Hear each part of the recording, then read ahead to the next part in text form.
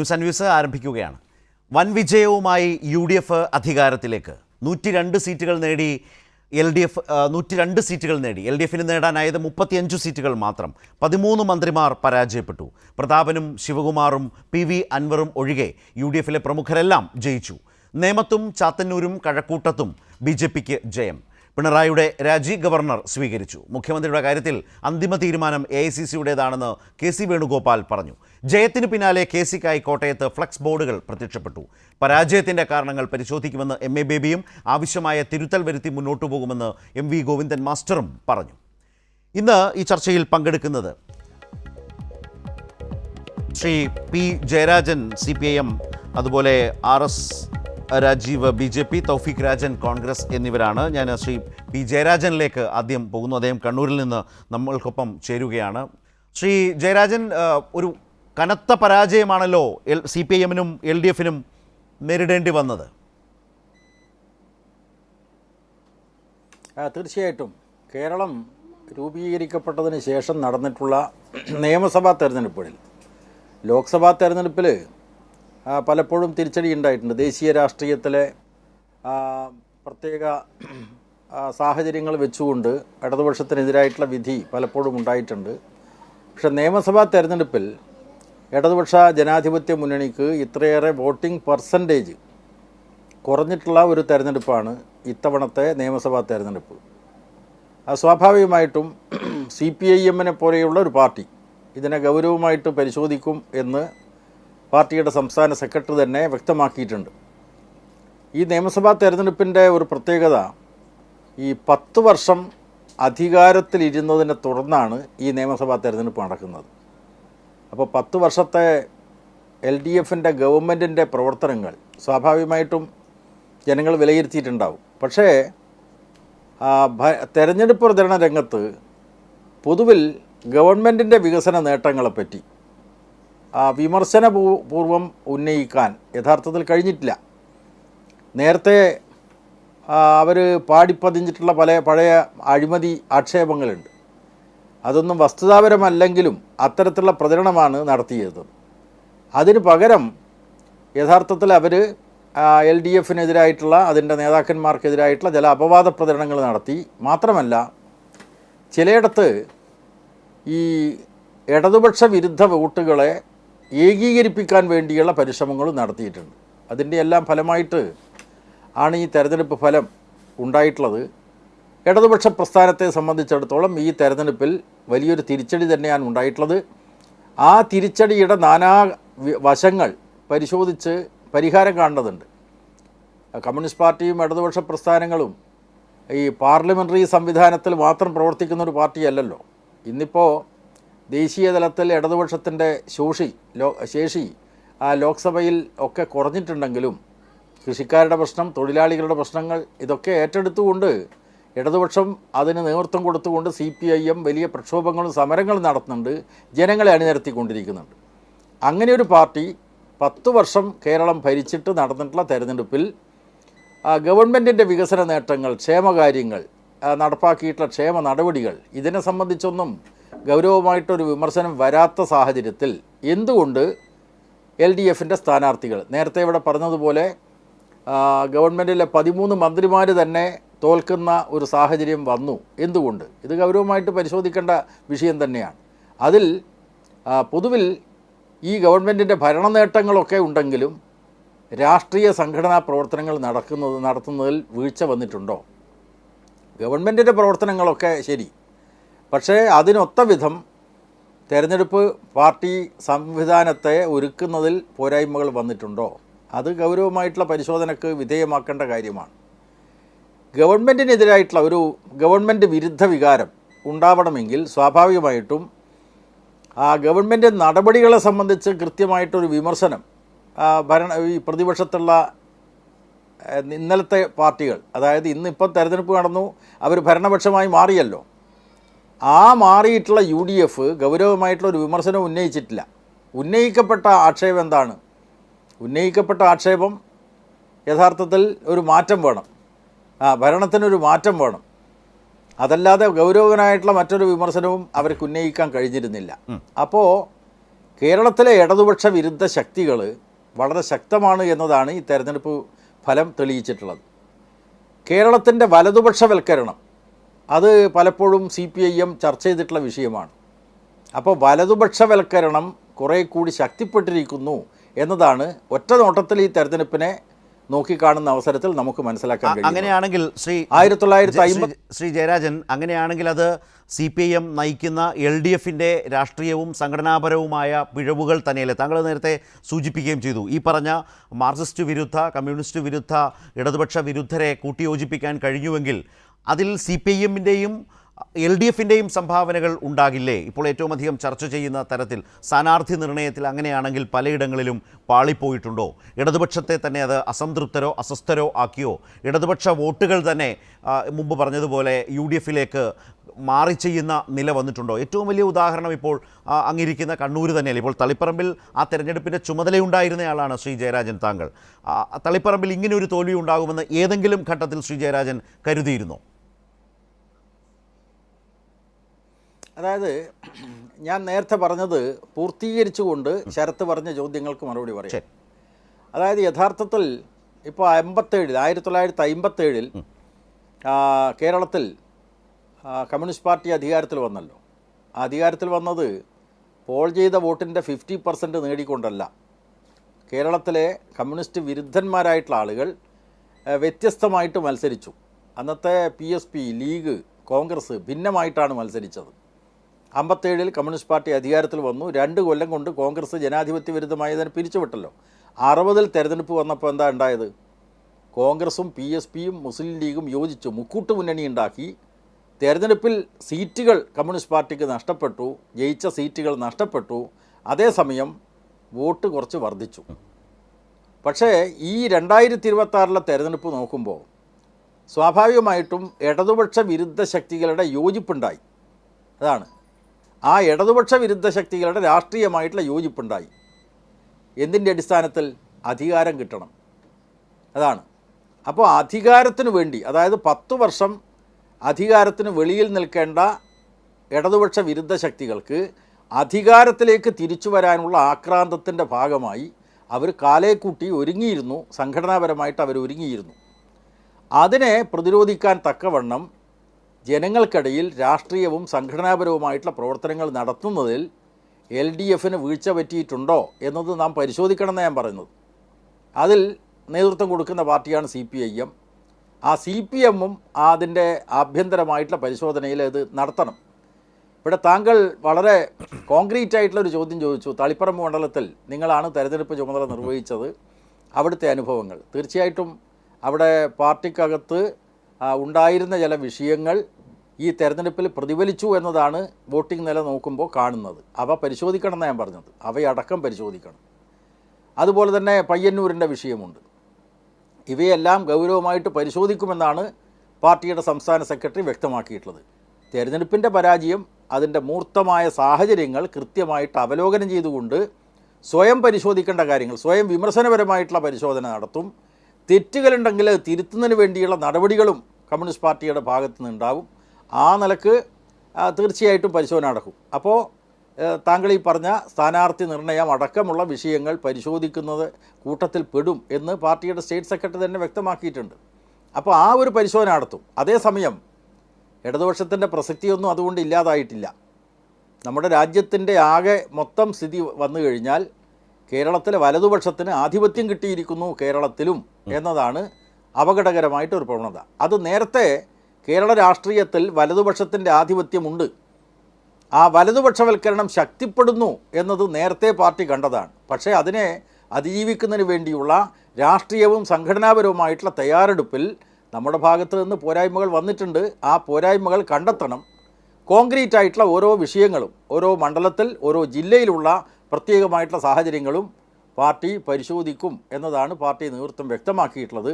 തീർച്ചയായിട്ടും ഗൗരവമായിട്ട് ഒരു പരിശോധന വലതുപക്ഷ പാർട്ടികളിൽ നിന്ന് വ്യത്യസ്തമായിട്ടാണ് കമ്മ്യൂണിസ്റ്റ് പാർട്ടിയുടെ പരിശോധന ഉണ്ടാവുക. അത് താഴെ തലത്തിലടക്കം അതിൻ്റെ പരിശോധന നടത്തും, തിരുത്തൽ നടപടികൾ ഉണ്ടാവും എന്നതാണ് അതേക്കുറിച്ച് പറയാനുള്ളത്. റൈറ്റ്. ശ്രീ പി ജയരാജൻ, അതിൽ തന്നെ ഒരു കാര്യം, ഇപ്പോൾ തളിപ്പറമ്പിനെ കുറിച്ച് സൂചിപ്പിച്ചു. തളിപ്പറമ്പിലെ പി കെ ശ്യാമളയുടെ സ്ഥാനാർത്ഥിത്വം വന്ന ഘട്ടത്തിൽ തന്നെ അതൊരു വലിയ രാഷ്ട്രീയ വിവാദമായിരുന്നു. അത് ഈ ഘട്ടത്തിൽ മനസ്സിലാക്കേണ്ടത് അത് പരിഹരിക്കാൻ അല്ലെങ്കിൽ അതിൽ കൊടുത്ത രാഷ്ട്രീയ വിശദീകരണങ്ങൾ കൊണ്ട് CPIM-നും LDF-നും അതിനെ മറികടക്കാൻ കഴിഞ്ഞിട്ടില്ല. അതുപോലെ തന്നെ അങ്ങനെയാണെങ്കിൽ അതിനെ ഈ തെരഞ്ഞെടുപ്പിൻ്റെ ഘട്ടത്തിൽ മനസ്സിലാക്കാൻ അത് അപകടം ചെയ്യുന്നൊരു തലത്തിലേക്ക് വളരുന്നു എന്ന് തിരിച്ചറിയാൻ കഴിയേണ്ടതായിരുന്നില്ലേ CPIM-നെ പോലൊരു പാർട്ടിക്ക്? രണ്ടാമത്തെ കാര്യം, ഇപ്പോൾ പയ്യന്നൂരിൻ്റെ കാര്യത്തിലും സമാനമല്ലേ സ്ഥിതി? ഏറ്റവും വലിയ ഭൂരിപക്ഷം കിട്ടുന്ന CPIM-ൻ്റെ വലിയ സ്വാധീന കേന്ദ്രമായിട്ടുള്ള ഒരു മണ്ഡലത്തിൽ സംഭവിച്ച ഈ പരാജയം എന്നുള്ളത് അത് തെരഞ്ഞെടുപ്പ് ഘട്ടങ്ങളിൽ മനസ്സിലാക്കി വിലയിരുത്തി അതിനെ അതിജീവിക്കാൻ കഴിയാതെ പോയതും അങ്ങനെയാണെങ്കിൽ ഇനിയുള്ള പരിശോധന നിശ്ചയമായും കമ്മ്യൂണിസ്റ്റ് പാർട്ടികളുടെ ഒരു രീതി തന്നെയാണത്. ഒരു തെരഞ്ഞെടുപ്പ് പരാജയം കൊണ്ട് തീർന്നു പോകുന്നതല്ല കമ്മ്യൂണിസ്റ്റ് പാർട്ടികളും, അതുമറിയാം. പക്ഷേ പ്രചാരണ ഘട്ടത്തിൻ്റെ ഓരോ ഘട്ടവും വിലയിരുത്തുന്ന കമ്മ്യൂണിസ്റ്റ് പാർട്ടികൾക്ക് ഇത് മനസ്സിലാക്കാൻ കഴിയാതെ പോയോ? അതോ മനസ്സിലാക്കിയിട്ടും പിന്നീട് മറ്റൊന്നും ചെയ്യാൻ കഴിയാത്തൊരു നിലയിലേക്ക് മാറുകയായിരുന്നു? അത്തരമൊരു തുറന്ന വിശദീകരണം സാധ്യമാണോ താങ്കളെ സംബന്ധിച്ച്? രണ്ട്, അതുപോലെ മുഖ്യമന്ത്രി മത്സരിക്കുന്ന ധർമ്മടത്ത് ഏതാണ്ട് 7 റൗണ്ടോളം അദ്ദേഹം പിന്നിലായിരുന്നു. ധർമ്മടം ഈ പറഞ്ഞ പോലെ 50,000-നടുത്ത് ഭൂരിപക്ഷം കഴിഞ്ഞ തവണ കിട്ടിയ ഒരു മണ്ഡലത്തിൽ വോട്ട് കുറഞ്ഞിട്ടുണ്ട്. ഉറച്ച ഇടതുപക്ഷ വോട്ടുകൾ അങ്ങനെയാണെങ്കിൽ മറുചേരിയിലേക്ക് പോയി എന്നല്ലേ അതുകൊണ്ട് മനസ്സിലാക്കേണ്ടത്? ഇത് കണ്ണൂർ മാത്രമായി അത് മട്ടന്നൂർ നോക്കൂ. മട്ടന്നൂരിൽ 60,000 കേരളത്തിൽ ഏറ്റവും അധികം ഭൂരിപക്ഷം ലഭിക്കുന്നൊരു മണ്ഡലത്തിൽ സംഭവിച്ചത് എന്താണ് എന്ന് വിശദീകരിക്കാതെ തന്നെ താങ്കൾക്കും അറിയാം. ഇനി കോഴിക്കോടേക്ക് പോയാൽ എലത്തൂർ പോലൊരു മണ്ഡലത്തിൽ നമ്മളൊക്കെ വേണമെങ്കിൽ പറയുന്നത് മട്ടന്നൂർ പോലെ കോഴിക്കോട്ടെ ഉറച്ച ഇടതുപക്ഷ മണ്ഡലമാണ്, CPIM മണ്ഡലമാണ്. അവിടെ നോക്കൂ, അവിടെ UDF-ന് അധികാരത്തിലേക്ക് ആ UDF-ന് ആ മണ്ഡലം പിടിക്കാൻ കഴിയുന്നു എന്ന് പറയുന്നത് അടക്കമുള്ള പ്രശ്നങ്ങളിലെ അതാണ് ഞാൻ ചോദിച്ചത്. പ്രചാരണ സമയത്ത് തെരഞ്ഞെടുപ്പിൻ്റെ ഘട്ടങ്ങളിൽ വിലയിരുത്താൻ കഴിഞ്ഞിരുന്നോ അതോ അതിൽ പാളിപ്പോയിട്ടുണ്ടോ CPIM LDF? ഞാൻ നേരത്തെ പറഞ്ഞതിൽ ഇതിലെല്ലാമുള്ള ഉത്തരം അടങ്ങിയിട്ടുണ്ട്. അതായത് ഒന്ന്, കേരളത്തിൽ പൊതുവെ കഴിഞ്ഞ കുറച്ചു കാലമായിട്ടുള്ള വലതുപക്ഷവൽക്കരണത്തിൻ്റെ ശക്തിപ്പെടൽ, അത് സാംസ്കാരിക മേഖലയിലുണ്ട്, രാഷ്ട്രീയ മേഖലയിലുണ്ട്. അതിനെ പ്രതിരോധിക്കാൻ CPM നേതൃത്വം കൊടുക്കുന്ന ഇടതുപക്ഷ ജനാധിപത്യ മുന്നണിക്കായോ എന്നുള്ളത് പൊതുവായ ഒരു പരിശോധനയുടെ ഭാഗമായി വന്നാൽ സ്വാഭാവികമായിട്ടും അത് ധർമ്മടത്തായാലും തളിപ്പറമ്പിലായാലും പയ്യന്നൂരിലായാലും കോഴിക്കോട് ജില്ലയിലും കേരളത്തിലെ എല്ലാ ജില്ലകളിലുമുള്ള തെരഞ്ഞെടുപ്പ് ഫലത്തിൽ പ്രതിഫലിച്ച കാര്യമാണ്. വലതുപക്ഷ രാഷ്ട്രീയത്തിന് കുറേ കൂടി മേൽക്കൈ കിട്ടുന്നൊരു സാഹചര്യം കേരളത്തിൽ രൂപപ്പെട്ടിരിക്കുന്നു. രണ്ടാമത്, അധികാരം നഷ്ടപ്പെട്ട വലതുപക്ഷ ശക്തികൾ അധികാരത്തിൽ തിരിച്ചെത്തുന്നതിന് വേണ്ടിയുള്ള നാനാവിധത്തിലുള്ള ഇടപെടലുകൾ നടത്തുകയുണ്ടായി. ഇത് CPIM മനസ്സിലാക്കിയിട്ടുള്ള കാര്യമാണ്. പക്ഷേ അതിനെ മറികടക്കാനായില്ല എന്നതാണ് ഈ തെരഞ്ഞെടുപ്പ് ഫലം തെളിയിക്കുന്നത്. ആ കൂട്ടത്തിൽ ഇപ്പോൾ ഏറ്റവും ഒടുവിൽ വന്ന പോളിംഗ് കണക്ക്, മാധ്യമങ്ങളിൽ നിന്നുള്ള വാർത്തകളാണ് ഞാൻ ആശ്രയിക്കുന്നത്. ആ പോളിംഗ് കണക്ക് നോക്കുമ്പോൾ CPIM എന്ന പാർട്ടിക്ക് കേരളത്തിൽ ഈ തെരഞ്ഞെടുപ്പിൽ 21% വോട്ടാണ് കിട്ടിയത് എന്നാണ് മനസ്സിലാക്കുന്നത്. CPI ഉൾപ്പെടെയുള്ള പാർട്ടികൾക്കെല്ലാം കൂടി 10%. അപ്പോൾ 30% വോട്ടിലേക്ക് ഇടതുപക്ഷ ജനാധിപത്യ മുന്നണിയുടെ വോട്ട് പരിമിതപ്പെട്ടെങ്കിൽ, ഞാൻ നേരത്തെ പറഞ്ഞ ഭാഗമാണ് അതിന് മറുപടിയായി പറയാനുള്ളത്. വലതുപക്ഷ രാഷ്ട്രീയവൽക്കരണം ശക്തിപ്പെട്ടു. അധികാരം നഷ്ടപ്പെട്ട വലതുപക്ഷ വിഭാഗങ്ങൾ എല്ലാം ഒന്നിച്ചു. അതാണ് 57-ലെ തെരഞ്ഞെടുപ്പിൻ്റെ കാര്യം ഞാൻ പറഞ്ഞല്ലോ. ഭിന്നിച്ച് മത്സരിച്ചവർ 60-ൽ തെരഞ്ഞെടുപ്പ് വന്നപ്പോൾ എല്ലാവരും ഒന്നിച്ചു, വലതുപക്ഷമാകെ ഒന്നിച്ചു. അതേപോലെ 10 കൊല്ലം അധികാരത്തിൽ നിന്ന് വെളിയിൽ നിൽക്കേണ്ടി വന്ന വലതുപക്ഷ ശക്തികൾ എല്ലാ നിലക്കും അവരൊരുങ്ങിയിരുന്നു. അതിനെ മറികടക്കത്തക്ക നിലയിലുള്ള രാഷ്ട്രീയവും സംഘടനാപരവുമായിട്ടുള്ള പ്രവർത്തനങ്ങൾ നടത്തുന്നതിൽ CPM-നും ഇടതുപക്ഷ ജനാധിപത്യ പ്രസ്ഥാനത്തിനും പോരായ്മകൾ വന്നിട്ടുണ്ട്. അതാണ് ഈ തെരഞ്ഞെടുപ്പ് ഫലം തെളിയിക്കുന്നത്. അതിൻ്റെ വിശദാംശങ്ങളിലേക്ക് എനിക്കിപ്പോൾ കടക്കാൻ കഴിയില്ല. ഞാൻ പാർട്ടിയുടെ സംസ്ഥാന കമ്മിറ്റി അംഗമെന്നല്ല, സംസ്ഥാന കമ്മിറ്റി കൂടി ചർച്ച ചെയ്യേണ്ടത് നിശ്ചയമായും അത് മനസ്സിലാക്കാം. അതിൽ അത് പൊതുവായിട്ടുള്ള ഒരു പ്രവണതയുടെ കാര്യമാണ് ഞാനിവിടെ പറഞ്ഞത്. റൈറ്റ്. പക്ഷേ താങ്കൾ പറഞ്ഞപ്പോൾ കേട്ടിരുന്നതിലെ ഒരു സംശയം കൂടി ചോദിക്കട്ടെ. അതായത് വലതുപക്ഷവൽക്കരണം വർദ്ധിച്ചത് ഇടതുപക്ഷത്തിൻ്റെ തോൽവിക്ക് ആഘാതം കൂട്ടി എന്ന് പൊതുവിൽ പറയുന്നത് മനസ്സിലാക്കാം. പക്ഷേ ഞാനിവിടെ പരാമർശിച്ച ചില മണ്ഡലങ്ങളുണ്ടല്ലോ, ഉദാഹരണത്തിന് വേണ്ടി എടുത്തവയായിട്ട് മാത്രം അതിനെ എടുക്കുക. ഈ മണ്ഡലങ്ങളിലെ ഇടതുപക്ഷ വോട്ടുകളാണ് ഇപ്പോൾ നഷ്ടപ്പെട്ട് UDF-ന് കരുത്തു പകർന്നത്. അങ്ങനെയാണെങ്കിൽ ആ ഇടതുപക്ഷ വോട്ടുകളെല്ലാം വലതുപക്ഷത്തേക്ക് കൂറുമാറിയവയായി കരുതാനാകുമോ? അവയെ ഇടതുപക്ഷത്തേക്ക് മടക്കി കൊണ്ടുവരേണ്ടതായ രാഷ്ട്രീയ ഉത്തരവാദിത്വം ഇടതുപക്ഷത്തിനില്ലേ, വിശിഷ്യ CPM-നില്ലേ? അപ്പോൾ ആ വോട്ടുകൾ ഇപ്പോൾ ചെയ്യാതെ പോയ അല്ലെങ്കിൽ മറുചേരിയിലേക്ക് പോയ വോട്ടുകളെ ആകെ വലതുപക്ഷ വോട്ടുകളായി ബ്രാൻഡ് ചെയ്ത് മാറ്റാൻ കഴിയുമോ CPM-ന്? മടക്കിക്കൊണ്ടുവരേണ്ട വോട്ടുകളാണ് എന്ന തിരിച്ചറിവോടെ ആ രാഷ്ട്രീയ ഉത്തരവാദിത്വത്തോടെ അവയെ സമീപിക്കുമോ? അതായത് ഈ വലതുപക്ഷവൽക്കരണത്തിൻ്റെ നാനാവിധത്തിലുള്ള ശക്തിപ്പെടൽ ഈ തെരഞ്ഞെടുപ്പിൽ മാത്രമല്ലല്ലോ നമ്മൾ കണ്ടത്. പഞ്ചായത്ത് മുനിസിപ്പൽ തെരഞ്ഞെടുപ്പിൽ എന്താ കണ്ടത്? കേരളത്തിലെ തെരഞ്ഞെടുപ്പ് ഫലങ്ങളുടെ പാറ്റേൺ നോക്കിയാൽ ലോക്സഭാ തെരഞ്ഞെടുപ്പിൽ ഇടതുപക്ഷത്തിന് മേൽക്കൈ കിട്ടാറില്ല, വിജയം കിട്ടാറില്ല. അതേസമയം പഞ്ചായത്ത് മുനിസിപ്പൽ തെരഞ്ഞെടുപ്പിൽ സാധാരണഗതിയിൽ പഞ്ചായത്തിലെ ജനപ്രതിനിധികൾ, പഞ്ചായത്തിലെ നേതാക്കന്മാർ, അവരുടെ ഇടപെടലുകൾ, ഇതിൻ്റെ അംഗീകാരമൊക്കെ സാധാരണ തദ്ദേശ ഭരണ തെരഞ്ഞെടുപ്പിൽ ഇടതുപക്ഷ ജനാധിപത്യ പ്രസ്ഥാനത്തിന് നല്ല മുന്നേറ്റത്തിന് വഴിയൊരുക്കാറുണ്ട്. പഞ്ചായത്ത് മുനിസിപ്പൽ തെരഞ്ഞെടുപ്പ് ഫലങ്ങൾ പൊതുവിൽ ഇടതുപക്ഷത്തിന് അനുകൂലമായിട്ടുള്ള നിലയാണ് ഉണ്ടാവാറ്. നിയമസഭയിൽ അനുകൂലവും പ്രതികൂലവുമായിട്ടുണ്ടാവും.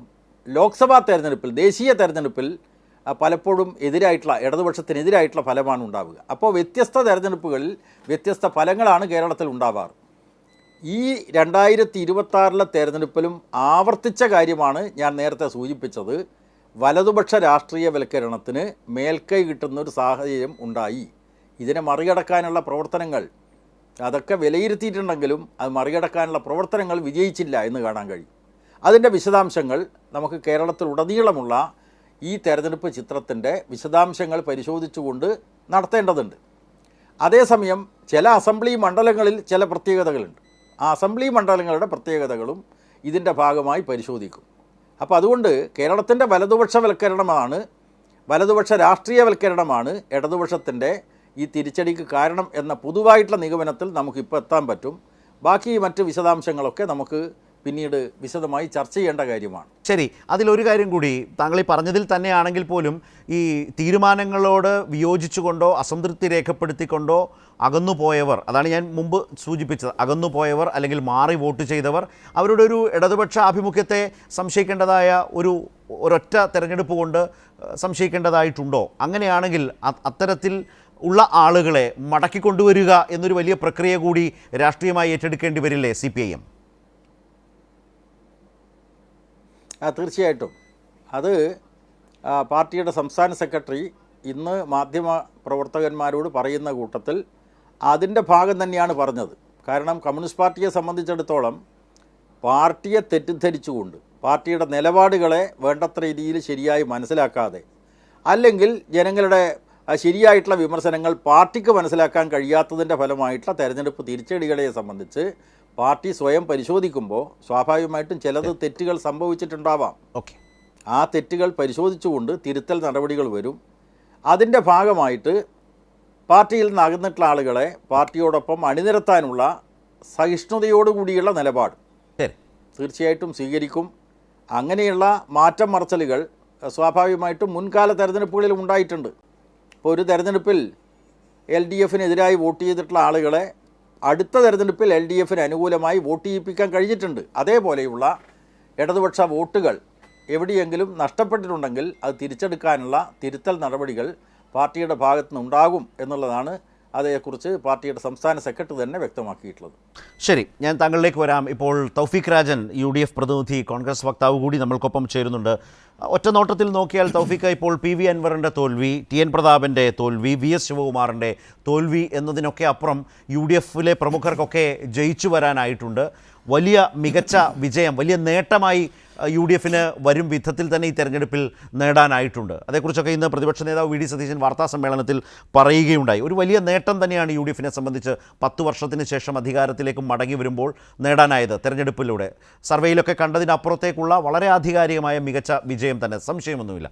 അപ്പോൾ വളരെ പ്രധാനപ്പെട്ട നിലയിൽ ഇനി വരാൻ പോകുന്നൊരു സർക്കാർ, അതിൻ്റെ ഒരു രാഷ്ട്രീയ സംവിധാനം, ഇതിലാണ് എല്ലാവരുടെയും ആകാംക്ഷ നിൽക്കുന്നത്. അത് എത്ര മികവോടെ, എത്ര ഭംഗിയോടെ നിറവേറ്റുന്നു, പൂർത്തീകരിക്കുന്നു. അതുകൊണ്ട് തന്നെ ചോദിക്കട്ടെ, ഈ വിജയത്തിൻ്റെ ക്രെഡിറ്റ്, അതിൻ്റെ ലീഡർഷിപ്പ് ക്രെഡിറ്റ് ആർക്കാണ് നൽകേണ്ടത്? ജനം എങ്ങനെയാണ് അതിനെ കാണേണ്ടത്? തൗഫീഖ് രാജൻ. ശരത്തെ ടീം UDF ആയി ഒറ്റക്കെട്ടായി നടത്തിയ പ്രവർത്തനങ്ങൾക്ക് അത് കോൺഗ്രസ് നേതാക്കളെന്നോ ഘടകകക്ഷി നേതാക്കളെന്നോ വ്യത്യാസമില്ലാതെ കോൺഗ്രസിനകത്ത് എല്ലാ നേതാക്കളും ഒറ്റക്കെട്ടായി. അങ്ങനെ ഞങ്ങളുടെ പ്രതിപക്ഷ നേതാവ് പറഞ്ഞതുപോലെ ടീം UDF ആയി നടത്തിയ പ്രവർത്തനങ്ങൾക്കുള്ള അംഗീകാരമാണ് കേരളത്തിലെ പ്രബുദ്ധരായ ജനാധിപത്യ വിശ്വാസികൾ വലിയ ഭൂരിപക്ഷത്തിൽ ഐക്യ ജനാധിപത്യ മുന്നണിയുടെ സാരഥികളെ 102 പേരെ കേരള നിയമസഭയിലേക്ക് അയക്കുന്ന ഒരു സാഹചര്യം സൃഷ്ടിച്ചത്. ആദ്യം തന്നെ പ്രബുദ്ധരായ ജനാധിപത്യ വിശ്വാസികളെ ഏറ്റവും മാതൃകാപരമായ തീരുമാനമെടുത്തതിന് ഈ ഘട്ടത്തിൽ പ്രശംസിക്കാൻ ആഗ്രഹിക്കുകയാണ്.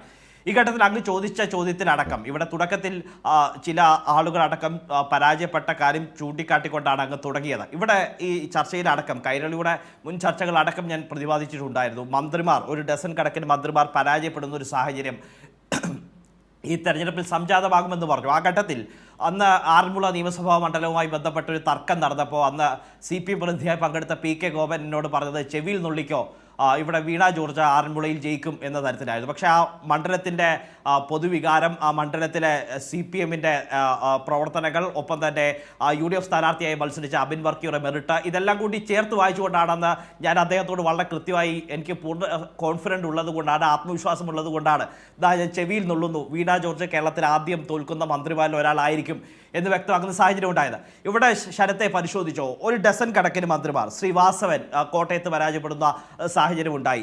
ഒപ്പം തന്നെ ശ്രീ MB രാജേഷ് പരാജയപ്പെടുന്ന സാഹചര്യം ഉണ്ടായി. ശ്രീമതി വീണ ജോർജ് പരാജയപ്പെടുന്ന സാഹചര്യം ഉണ്ടായി. AK ശശീന്ദ്രനും ഗണേഷ് കുമാറും ചിഞ്ചുറാണിയും ശ്രീ രാജീവും റോഷി അഗസ്റ്റിൻ അടക്കമുള്ള ആളുകൾ പരാജയപ്പെട്ടു. ഇതെന്തുകൊണ്ടാണ് ഈ മന്ത്രിമാർ ഒരു ഡസൻ കണക്കിന് പരാജയപ്പെടുന്ന സാഹചര്യം സൃഷ്ടിച്ചത് എന്നുള്ള കാര്യം ചേർത്ത് വായിക്കുമ്പോൾ വളരെ കൃത്യമായി തന്നെ നമുക്ക് പറയാൻ കഴിയും. ആൻറ്റി ഇൻകംബൻസി വളരെ കൃത്യമായി മണ്ഡലത്തിൽ ഈ പ്രതിഫലിച്ചിട്ടുണ്ട്. അത് കേവലം ഭരണവിരുദ്ധ വികാരം എന്നതിനപ്പുറത്തേക്ക് ആൻറ്റി പിണറായി വോട്ടുകൾ വളരെ കൃത്യമായി ഈ മണ്ഡലങ്ങളിലെല്ലാം പോൾ ചെയ്തിട്ടുണ്ട്. അതിൻ്റെ പ്രതിഫലനമാണ് ഇവിടെയെല്ലാം ഉണ്ടായിരിക്കുന്നുള്ള കാര്യത്തിൽ തർക്കമില്ല. അതുകൊണ്ട് തന്നെയാണ് ഞാൻ സൂചിപ്പിച്ചത്, anti government plus anti Pinarayi വോട്ടുകളാണ് ഈ 102 സീറ്റുകളിലെ വിജയം കോൺഗ്രസിന് സമ്മാനിച്ചതെന്നുള്ള കാര്യത്തിൽ തർക്കമില്ല. ഇവിടെ ബഹുമാനപ്പെട്ട ശ്രീ ജയരാജൻ, അദ്ദേഹം കണ്ണൂരിലെ രാഷ്ട്രീയവുമായി അടക്കം അങ്ങയുടെ ചോദ്യത്തിന് മറുപടിയായി അദ്ദേഹം ആ കാര്യത്തിൽ വ്യക്തത വരുത്തി മുന്നോട്ട് പോകാൻ ശ്രമിക്കുന്ന ഒരു സാഹചര്യം ഉണ്ടായിരുന്നു. ഞാൻ കണ്ണൂരിലെ സംഭവ വികാസങ്ങളിൽ നിന്ന് തന്നെ തുടങ്ങാം. അതായത് തളിപ്പറമ്പിൽ അവിടെ UDF പിന്തുണയോടുകൂടി മത്സരിച്ച ശ്രീ TK ഗോവിന്ദൻ വിജയിക്കുന്ന സാഹചര്യമുണ്ടായി. ശരത്തെ ഏത് സാഹചര്യത്തിലാണ് ശ്രീ TK ഗോവിന്ദന് അവിടെ UDF പിന്തുണയോടുകൂടി മത്സരിക്കേണ്ട സാഹചര്യം ഉണ്ടായത്? അവിടെ ഒരു അടുക്കള നിയമനം ഉണ്ടായി എന്നിടത്താണ്. ശ്രീ MV ഗോവിന്ദൻ മാസ്റ്റർ മാറി നിൽക്കുന്ന ഒരു സാഹചര്യം ഉണ്ടായപ്പോൾ അദ്ദേഹത്തിൻ്റെ അവിടെ മെറിറ്റുകൾ മാറ്റി നിർത്തി. അവിടെ CPMൽ മികച്ച സ്ഥാനാർത്ഥികൾ ഉണ്ടായിരുന്നിട്ടും അവരെ എല്ലാം മറികടന്ന് ആന്തൂർ സാജൻ വിഷയത്തിലടക്കം വലിയ രീതിയിൽ പ്രതികൂലമായി നിൽക്കുന്ന ജനവിരുദ്ധ വികാരം ഉണ്ടാകും എന്ന് വളരെ കൃത്യമായി തിരിച്ചറിയാൻ കഴിയുന്ന സാഹചര്യത്തിൽ അവരെ തന്നെ അവിടെ ശ്രീ MV ഗോവിന്ദൻ മാസ്റ്ററുടെ ഭാര്യയെ തന്നെ അവിടെ സ്ഥാനാർത്ഥിയാക്കുന്ന സാഹചര്യം ഉണ്ടാകുന്നു. പയ്യന്നൂരിൽ ശ്രീ മധുസൂദനുമായി ബന്ധപ്പെട്ട്, നിലവിലെ സിറ്റിംഗ് MLA-യുമായി ബന്ധപ്പെട്ട് വലിയ രീതിയിലുള്ള ആക്ഷേപങ്ങൾ ഉയരുന്ന സാഹചര്യം ഉണ്ടായി. ധനരാജ് രക്തസാക്ഷി ഫണ്ട് തട്ടിപ്പുമായി ബന്ധപ്പെട്ട് അദ്ദേഹം പ്രതികൂട്ടിലാകുന്ന സാഹചര്യം ഉണ്ടായി. കുഞ്ഞികൃഷ്ണൻ അവിടെ UDF പിന്തുണയോടുകൂടി മത്സരിക്കുന്ന സാഹചര്യം ഉണ്ടായി. അതിനപ്പുറത്തേക്ക് ഇവിടെ മട്ടന്നൂരിൽ സാധാരണഗതിയിൽ കഴിഞ്ഞ തവണത്തെ കണക്കുകൾ അങ്ങെടുത്ത് പരിശോധിച്ചാൽ മനസ്സിലാകും. ശ്രീമതി ശൈലജ ടീച്ചർ റെക്കോർഡ് ഭൂരിപക്ഷത്തിൽ ആദ്യ റൗണ്ടുകൾ മുന്നോട്ട് പോകുന്ന ഒരു സാഹചര്യം ഉണ്ടായപ്പോൾ ഇപ്പോൾ മത്സരിച്ച DYFIയുടെ ബഹുമാനായിട്ടുള്ള നേതാവ് ശ്രീ സനൂജ്, അദ്ദേഹം വളരെ കഷ്ടപ്പെട്ട് പാടുപെട്ട് ലീഡ് പിടിക്കുന്ന ഒരു സാഹചര്യമാണ് നമ്മൾ കണ്ടു മനസ്സിലാക്കിയത്. ധർമ്മടത്ത് 6 റൗണ്ട് എണ്ണിയപ്പോൾ മുഖ്യമന്ത്രി ശ്രീ പിണറായി വിജയൻ പിന്നിൽ. ഇതിൽ നിന്ന് എന്താണ് UDF വിലയിരുത്തുന്നത്? എന്താണ് അതിലേക്ക്? അതാണ് ഇത് നമ്മൾ ഇന്ന് പകൽ മുഴുവൻ കണ്ടതാണ്. ഇത് തന്നെയാണ് അവിടെ സംഭവിച്ചത്. അതിനെ UDF ഏത് നിലയിൽ സമീപിക്കുന്നു? അത് കേട്ടാൽ ശ്രീ ജയരാജനോട് അതേക്കുറിച്ച് ചോദിക്കാം. അതിലെന്താണ് നിങ്ങൾ കാണുന്ന പോയിന്റ്? എന്താണ്? ഞാൻ അതിലേക്ക് വരികയാണ്. ആ ഘട്ടത്തിലാണ് അങ്ങ് ചോദിച്ചത്. അതായത് ഞാൻ ഈ 5 മണ്ഡലങ്ങൾ എടുത്തുകൊണ്ടാണ് അങ്ങയോട് സംസാരിക്കുന്ന സാഹചര്യം ഉണ്ടായത്. വളരെ കൃത്യമാണ്.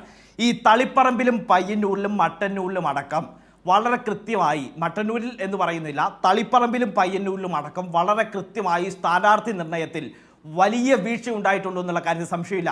ഇവിടെ കൊലപാതക കേസിലെ പ്രതികളായിട്ടുള്ള ആളുകൾക്ക് സ്ഥാനാർത്ഥിത്വം നൽകുന്ന സാഹചര്യം ഉണ്ടാകുന്നു. ജനങ്ങൾ ഒന്നടങ്കം പ്രതിക്കൂട്ടിലായിട്ട് ധനരാജ് രക്തസാക്ഷി ഫണ്ട് തട്ടിപ്പ് കേസിലെ പ്രതികളായിട്ടുള്ള ആളുകൾക്ക് സ്ഥാനാർത്ഥിത്വം നൽകുന്ന സാഹചര്യം ഉണ്ടാകുന്നു. അപ്പോൾ ജനവിരുദ്ധ വികാരം ഉണ്ടാകും, ജനങ്ങളെതിരാണ്. കുഞ്ഞികൃഷ്ണൻ ഇവിടെ സ്വാഭാവികമായിട്ടും ഈ തളിപ്പറമ്പിലും പയ്യന്നൂരിലും അടക്കം വിജയിച്ചു വരുന്ന സാഹചര്യം ഉണ്ടാകുമ്പോൾ ശരത്തെ അവിടെ CPM പ്രവർത്തകർ തന്നെ വോട്ട് ചെയ്താണ് ഈ പറയുന്ന സ്ഥാനാർത്ഥികളെ വിജയിപ്പിക്കുന്ന ശ്രീ TK ഗോവിന്ദനെയും ശ്രീ ജയരാജൻ, അതാണ് കോൺഗ്രസ് സാഹചര്യം ഉണ്ടാകുന്നത്.